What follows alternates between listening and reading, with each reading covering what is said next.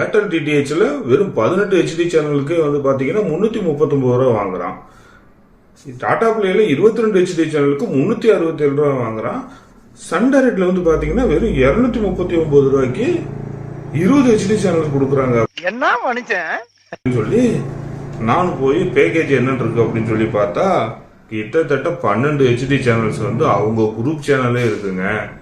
நமக்கு தமிழ்ல என்ன சேனல் அப்படி நல்லதா கிடைக்குது அப்படின்னு பார்த்தோம்னா Sun TV, K TV, Sun music, அது இல்லாம விஜய் டிவி, இவ்வளவுதான் நமக்கு தமிழ்ல வந்து அதில் ஹெச்டி சேனல் கொடுக்குறாங்க. மற்ற எல்லாம் அவங்களுடைய குரூப் சேனல்ஸ் வருது. அதாவது மலையாளத்துல ஹெச்டி சேனல் இருக்கு, தெலுங்குல வச்சிருக்கிறாங்க, கன்னடால வச்சிருக்கிறாங்க, எல்லாத்தையும் அந்த ஹெச்டி பேக்ல கொடுத்துட்றாங்க. அப்புறம் வந்து பாத்தீங்கன்னா star sports 1 Tamil HD, star sports 2 Tamil HD, இந்த 2 ஹெச்டி சேனல் நமக்கு கொஞ்சம் உருப்படியா இருக்குது. அடுத்து வந்து பார்த்தோம் அப்படின்னா cartoon network, history channels, national geography and Nat Geo wild, இதான் அவ்வளவுதான் ஹெச்டி சேனல்ஸ்.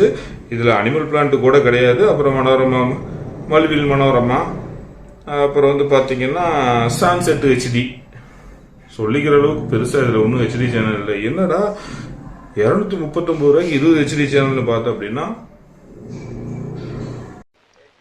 ஏன் உனக்கு இந்த வேலை? இது தேவைதானா? ஒரு விளம்பரம்.